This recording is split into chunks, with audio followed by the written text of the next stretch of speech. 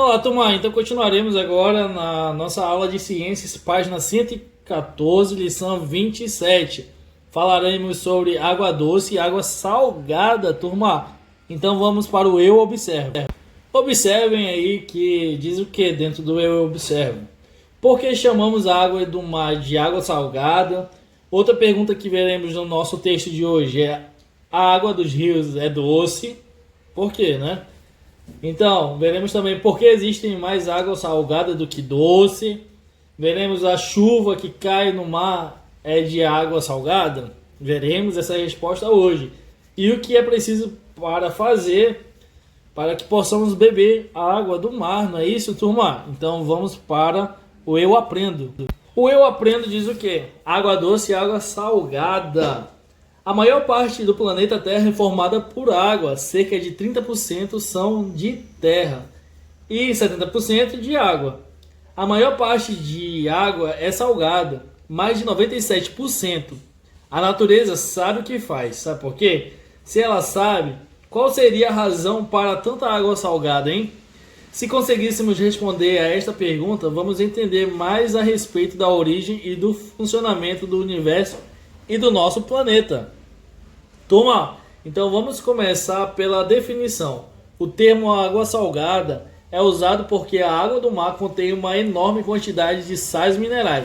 Há dezenas de sais nas substâncias que se encontram dissolvidas na água do mar, mas a principal é o cloreto de sódio, que forma o sal de cozinha.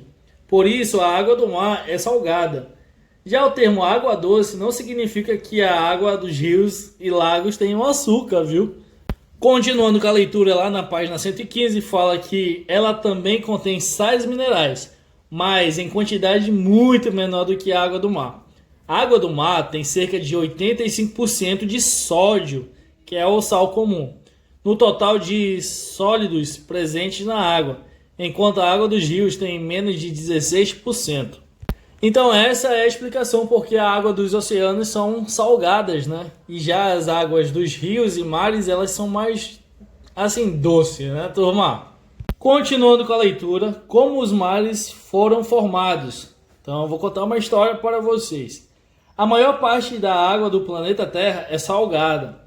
Há várias teorias que procuram explicar como isso ocorreu.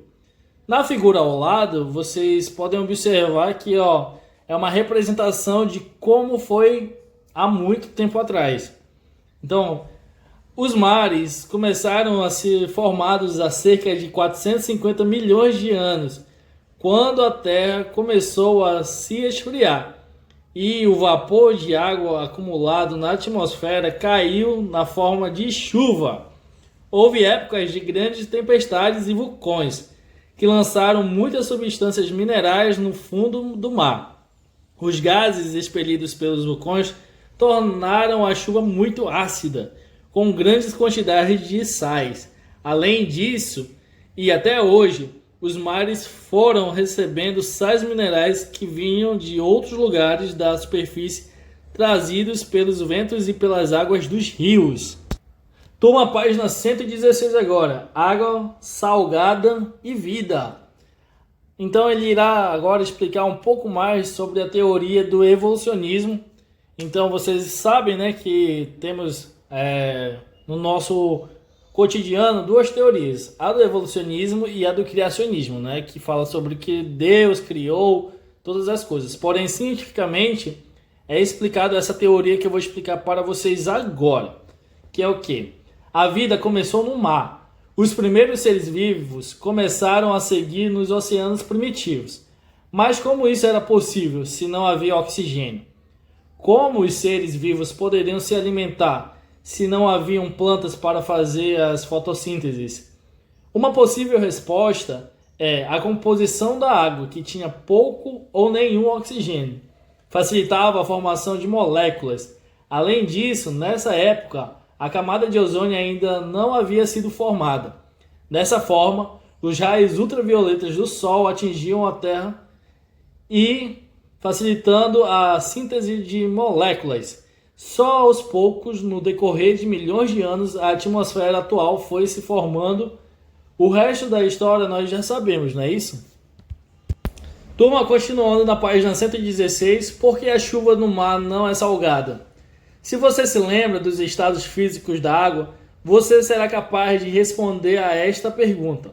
A resposta é simples. A chuva é formada pela água que se evapora dos rios e lagos e também do mar. Mas o sal continua na água do mar, não evapora, turma. Só a água. Por isso, a chuva que se forma com o vapor da água que vem do mar não é salgada. Entenderam? Para concluir, uma curiosidade importante: o mar evapora mais água do que recebe de chuva. Cerca de 35% da evaporação se convertem em chuva, que cai, sobre os continentes. Esse equilíbrio é importante para manter o equilíbrio da vida no planeta.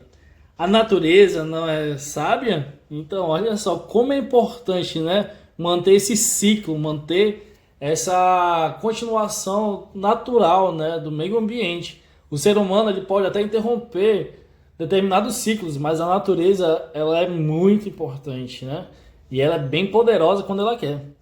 Turma, para concluirmos, eu quero que vocês façam a letra A e a letra B, apenas as que estão aparecendo para vocês aí na imagem. Por exemplo, a letra A, vocês já sabem que nesses quadrados diferenciados, vocês vão ter que escrever no caderno de vocês e explicar o que significa, por exemplo, água doce, água salgada, sais minerais, H2O, sódio, raios ultravioletas. Então essas perguntas vocês podem estar procurando no livro de vocês ou na internet, tá bom? E aí façam de forma organizada. E a letra B, eu quero que vocês respondam só a 1, a 2 e a 3, tá bom, turma? E como atividade complementar, eu peço que vocês leiam ou eu concluo lá no finalzinho da página, tá bom? Então desde já eu agradeço e espero as respostas no caderno de vocês, viu? Tchau!